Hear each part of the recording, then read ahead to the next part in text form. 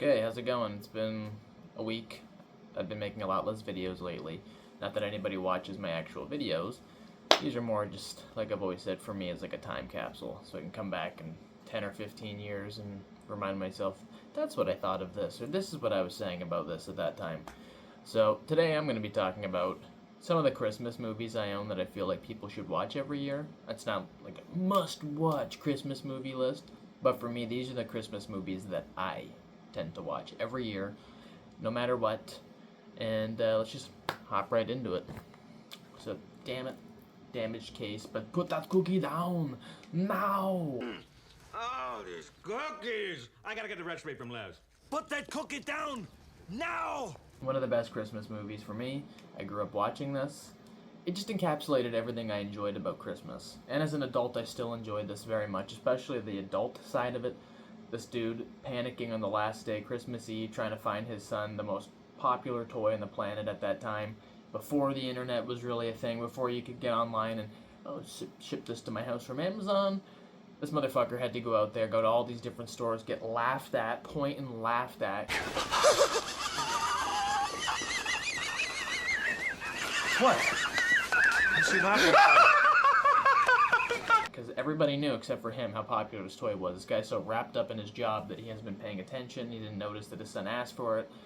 I mean, he's a bad dad. Don't get me wrong. I'm just gonna buy you this toy and forget about how bad I've been as a dad. It's pretty much the premise of the movie. But I really love that you get to see the world the way it was when I was a kid. Even in the early to mid 2000s when I was growing up, this is what finding toys was like. You had to go to the stores yourself, stores. You had to go around, and that's what made it fun for me going to the States back when the Canadian dollar wasn't so horrible. We could go to the States, and things were relatively cheaper. You would go around to Targets and different malls and all these different places to find stuff, and I just miss that time. I still do it, don't get me wrong. Every week or so, my girlfriend and I go out and we go shopping, looking for stuff, but it's just not the same. Now you can just click, order it to your house, and it kind of loses all the novelty. Sinbad gives one of my favorite performances in a comedy ever in this movie as Myron Larrabee. It's my fault! Randy Keith! Randy Keith! One of the most unhinged characters you will ever see. And I watched this movie when I was a teenager with my uncle, who was a mailman at the time, and he said it's pretty relatable seeing this dude just crash out because of all the stupid stuff, like when he's like, this girl always putting her stuff in front of the mailbox so I can't get to it. Dear Santa, could you send me a bike and a slinky? No, your father's been laid off! Stuff like that. Like, it seemed like he studied being a mailman a little bit. He's a hilarious actor. House Guest was always one of my favorites. And Phil Hartman's in this as well. Hilarious. Phil Hartman, rest in peace. From the same town I was from. So, special place in my heart, that guy. And he's funny. And so is Sinbad. Arnold, yeah, he's probably not the best choice. I'm pretty sure they wrote it thinking of like a Tim Allen, someone who was more of an everyman. So seeing this big jacked dude run around like a normal, Austrian jack guy, not just a jack guy, but this Austrian bodybuilder walking around, hi, can I get the turbo, man? It's kind of entertaining. So I don't think this would have been nearly as memorable if it had just some forgettable actor. You had to have Arnold. And just the whole Turbo Man, like, ever since I was a kid, I've wanted one. I've never had one. I will probably never have one because of how expensive they are, but someday I'd like to get my hands on a Turbo Man doll. Next up, probably my favorite Christmas movie, Christmas Vacation. I watched this every year with my family growing up. I watched this before, like, it would even be Christmas time. It'd be September, October, summertime, and I'd be at my grandma's house. She had a DVD copy, and we'd just replay this movie. Replay and laugh our asses off. It's one of those movies that I just never get sick of the gags. Like the, bend over and I'll show you. Where do you think you're going to put a tree that big? Bend over and I'll show you. Scenes like that, you don't forget. Or when he's trying to put his lights up on his roof.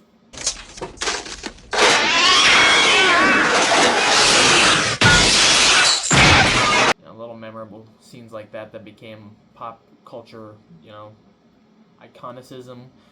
You think of a Christmas movie, you think of Griswold putting up his lights and failing. And you think of just the calamity of errors that goes on this weekend. Uncle Eddie shows up. They go sledding. Later, dudes. Let her rip, Hank Penn. It's just the perfect Christmas movie for me. It's funny, it's heartwarming, it's got its scenes that, you know, it takes it a little serious at times, but also you get, put it over there, the other one's grease ball. Put it over there with the others, greaseball. Stuff like that. You'll never get these types of movies again. You'll never get this type of a cast again. And it's more special to me because they made this is a third movie in this franchise. The other two had nothing to do with Christmas up to this point. Neither did the fourth one, which Vegas Vacation, I'm not a huge fan. But the first two have nothing to do with it. They have a different cast except for the Beverly D'Angelo and Chevy Chase. I just think that this is like the perfect third movie. You didn't really have much else to do with the family, so we'll just make a Christmas movie and show how fucked up their lives are in this Christmas. Kind of like the first one with Aunt Edna, how she just dies and they put her on top of the car and bring her around. These movies have a dwarf sense of humor that I've always enjoyed, so this is by far my favorite Christmas movie, and I will be watching this in the next few days. For sure. Now, I enjoy this movie, don't get me wrong, I do. I have lots of friends that hate this. It was overplayed terribly in our childhoods. It's still overplayed. If you put on the, I don't remember the channel, because it's 2025. I don't remember channel names anymore, but there's a channel that plays this 24 hours on loop for 2 or 3 days. I think it's the 23rd, 24th, 25th, maybe even 26th. And this is just, it's on loop. So if you get stuck in a house where you're at like one of your family members and this is just playing in the background over and over, it gets tiresome. But I gave myself a good 5 to 6 to 7 year break of this movie, and I rewatched it as an adult, and I enjoyed it a lot. I love it. I just love it. It brings me back to being a little 6 or 7 year old, and the joys of Christmas when you wake up that morning and you're looking for that special gift that you asked for.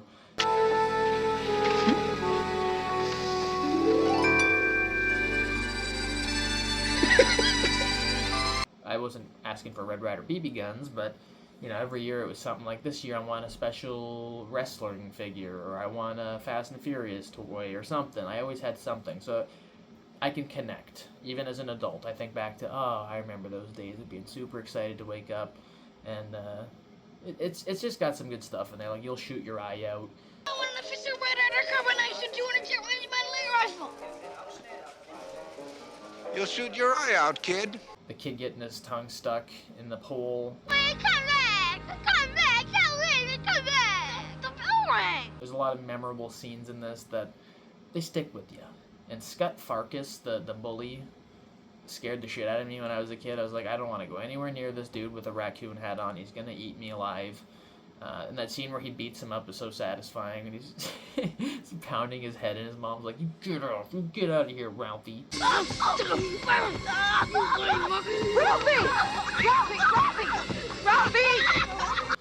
And the soap scene, that's one of the funniest scenes for me in any movie, when where did you learn that word? And then she calls his friend, and you hear in the background his friend getting his ass beat by his mom. You heard it from your son.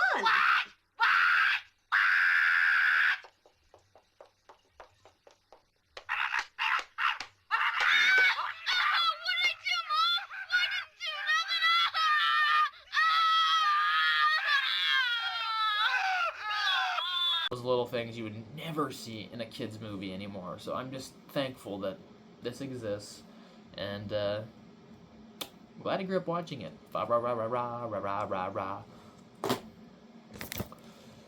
So I guess I could just show this first because these are technically one and the same. But The Grinch Who Stole Christmas, the original, I think it was 1966. I'm pretty sure. Yeah, 1966. It's only 40 minutes, I think. But I saw this after I saw the Jim Carrey one. I think I was 6 or 7 when I first watched this. But this kind of became a little niche movie that I enjoyed watching every couple years. I haven't seen it in probably 10 years. But when I was a kid, absolutely loved this Grinch movie. And I love the animation style. But for me, this is the GOAT Grinch movie. And I grew up with my sister watching this every year.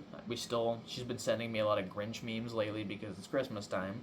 It's just one of those movies, I can't really connect with my family very much when it comes to movies. I don't really like the stuff they like. So when I have something like this that I can connect with my sister on, it's just nice. It's nice to, oh, there we go, we can talk about the Grinch or something. And I think Jim Carrey's great. I do. I went through a phase in my teen years where I thought this was like a cringy movie, and then I rewatched it in my early 20s, and I say that like I'm not in my early 20s right now, but I rewatched it 2 years ago maybe, and I loved it. I was laughing out loud in the middle of the night. It might have even been in like the summer. I was just kind of like, I kind of feel like watching the Grinch. Give it another shot. Hilarious movie. I love all this stuff with him as a kid. That whole scene where he's getting picked on. I know it shouldn't be funny, but it just makes me laugh every time. He's 8 years old and he's got a beard. 8 years old and you have a beard. Like, how do they even think of this shit with this yak hair? And, you know, it's your typical cliche story where the bad guy realizes that things aren't so bad after all. I've just been mistreated, and, you know, his heart grew 3 sizes that day. But I do think he eats the scenery up in this movie. That scene, you're an idiot, I'm an idiot. I'm an idiot! You're an idiot! That's great. That's just great. I love just all the stuff with the Grinch by himself in his lair. I could watch 10 hours of that. Abracadabra who?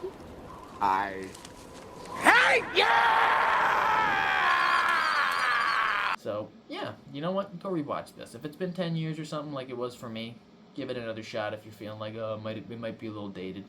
I love the sets. You can still go see some of the sets if you go to California. They've got them on the back lot at Universal. I've never seen them in person. But sometimes I like to watch the tram tour, and they've still got some of the sets laid up, and I think that's pretty cool. They put a lot of effort into this. This wasn't just like, we'll just CGI everything and put CGI Jim Carrey in there. The guy suffered for us, sitting through that painful makeup chair process every day, smoking like a sieve, and having his Marine guy next to him trying to keep him sane. So I can appreciate it for that, and it brings me warm feelings. It's got a good soundtrack too. Here's another one where it's 2 movies, but I'll talk about one at a time. Home Alone 1 is timeless. It's timeless. I've seen some people who were probably 20-ish when this movie came out. It doesn't connect with them the same way, and I can totally understand that. If you didn't watch this growing up, maybe it comes across stupid as fuck and like, what's the point of this movie? But when you grew up watching this is another movie at my grandma's house. She had this on DVD, just the first one, and we would watch this on loop, over and over. And it's maybe this is what kind of formed my humor. Movies like this, because it's the little stuff, like the statue getting hit over and over by different people coming into the driveway. It's those little moments that make me laugh. But obviously the big moments make me laugh, like the pizza driver thinking he's getting shot at. It's hilarious. 210. Marv, same thing. He thinks he's being shot at. It's hilarious. And just the whole ending where they're getting their asses kicked, it'll always make me laugh. Like, Marv loses his shoes, Harry loses his hat, it gets burned off, his head's burned, his hand gets burned.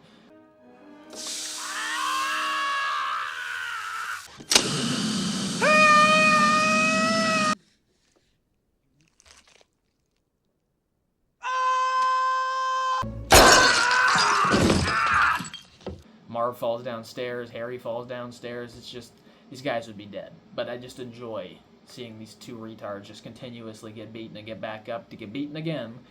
And that's kind of became the Home Alone formula. Is, okay, we'll do this whole first hour, and then the last half hour is just the bad guys getting the shit kicked out of them. I'm not going to complain. This is still the best Home Alone, obviously. And even like little scenes stick out, like, you think he's calling the cops from a treehouse? He's gonna call the cops! He's not calling it from a treehouse!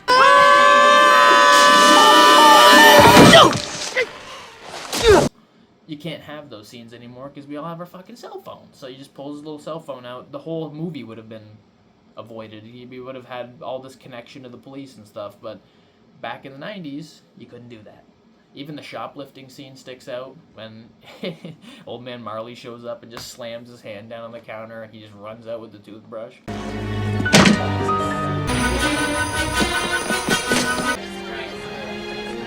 Shoplifter!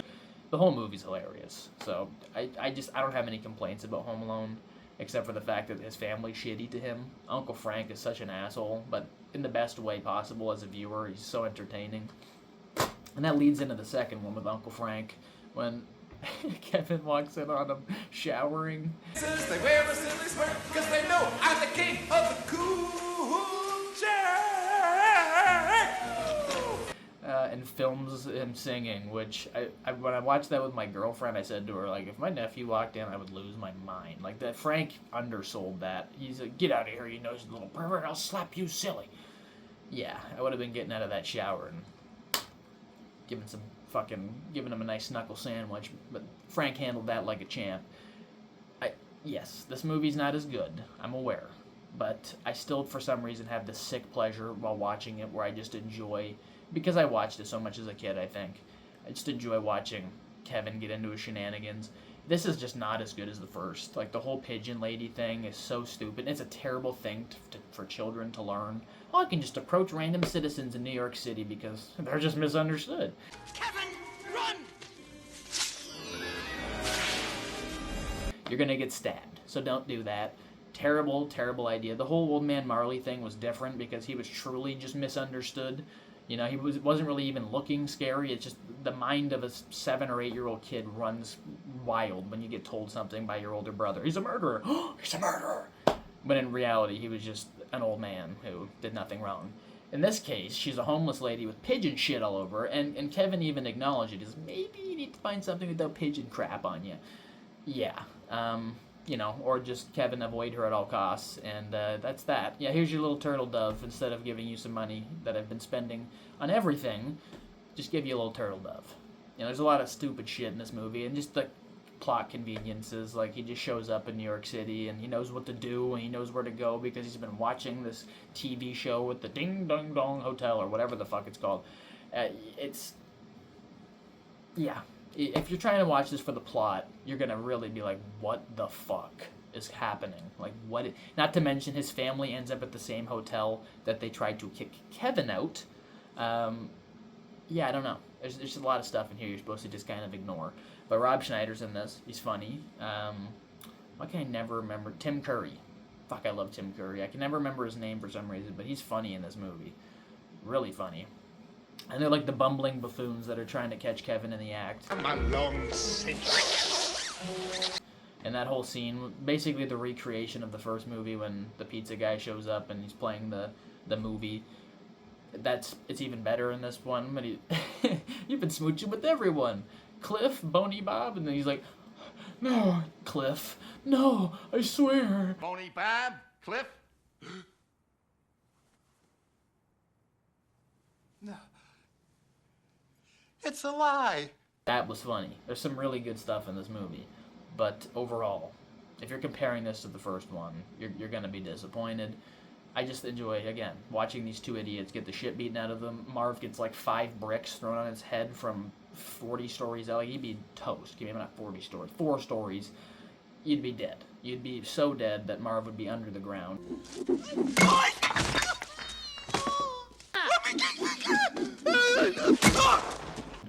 And Harry gets a whole tool chest dropped on his head. Or not tool chest, but bag of tools. And then the last wrench just lands. You'd be dead.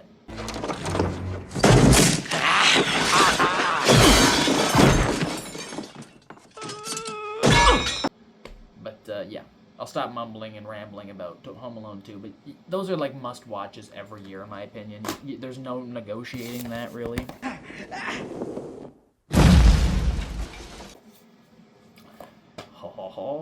Yeah, I need to get this on Blu-ray, but this kind of just sufficed for the time being.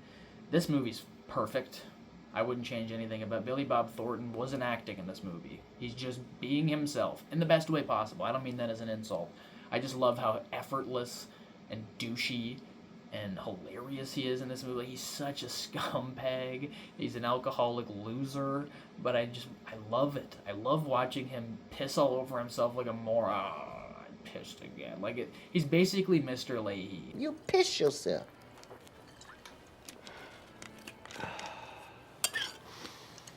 Oh, Jesus. From Trailer Park Boys, if any of you have watched it, that's what he reminds me of, so it's pure entertainment. And just watching him con his way into this kid's house with his senile grandma, it never fails to make me laugh. Bernie Mac does not get the credit he deserves for this movie. He's so fucking funny. That little scene between him and the little guy when they're just going back and forth, insulting each other, it always makes me laugh. You want all kind of set aside, special treatment because you're handicapped. You all the same. Special treatment? I'm 3 foot fucking tall, you asshole. It's a matter of physics. Draw me a sketch of how I get him to the car, huh? Bitch. John Ritter is fucking hilarious in this movie. Like, out of nowhere, I didn't expect him to be in this movie when I was young. I was like, oh, wow, he's in this. Okay, Three's Company, well, that The scene at the bar when the Indian guy comes out and confronts him, I don't think I've laughed harder in my life than that. That might be the hardest I've ever laughed. Fuck? I am not gay. The hell, buddy? Buddy, I said I am not gay. Are you off your fucking meds or something? Yes. And every time I watch it, it makes me laugh. So it achieves what I want from a Christmas movie. It makes me laugh. It makes me feel good. Yeah, it's raunchy. Yeah, it's gross and dirty. But not every Christmas movie has to be PG. There was never a rule stating that. So this is like a nice curveball where you know it changes everything up. And last but not least, The Polar Express. I didn't like this growing up. I didn't. And then last year, I watched it like 4 times in December. There was just something about this. It's got a magical quality to it. There's not too many movies that convey what it would be like to meet Santa Claus if he was a real person. And we all had that image in our heads when we were kids. Going to the North Pole, meeting the reindeer, meeting Santa Claus, seeing the elves, seeing the parades, all these things. And this movie does that. Just remember, the true spirit of Christmas lies in your heart.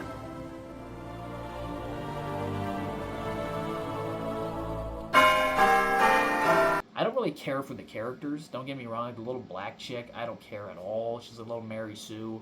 And the little homeless, or he's not homeless, but a little poor kid, I don't really care about him. And the annoying adult playing the teenager who looks like Mr. T-Lexify, I'm not a fan of that either. And the main character's boring, but just the whole atmosphere is nailed. They nailed the atmosphere for me. Ooh, we got it! Hey, we got it! Hey, we got it! And I'm probably going to rewatch it again. It's not the best Christmas movie. It's not number 1. It's probably not even my top 5, but for depictions of Santa Claus, might be the best. You know, besides Tim Allen's Santa Claus 1 and 2, which I don't own. I don't really love them. They're fine. But that is the list. I was kind of debating putting Lethal Weapon and Die Hard 1 in there, but I don't want to be the hipster cool guy. Yeah, man, you know, bro, they take place on Christmas, but are they really Christmas movies? Like, I don't know. What is qualified as a Christmas? For me, it has to be about Christmas. It can't just take place on Christmas where Christmas just happens to be there. All the movies that I mentioned kind of surround, you know, Christmas. So, hope you enjoyed. I don't know what the next video will be, but stay tuned for whatever it is. Take care.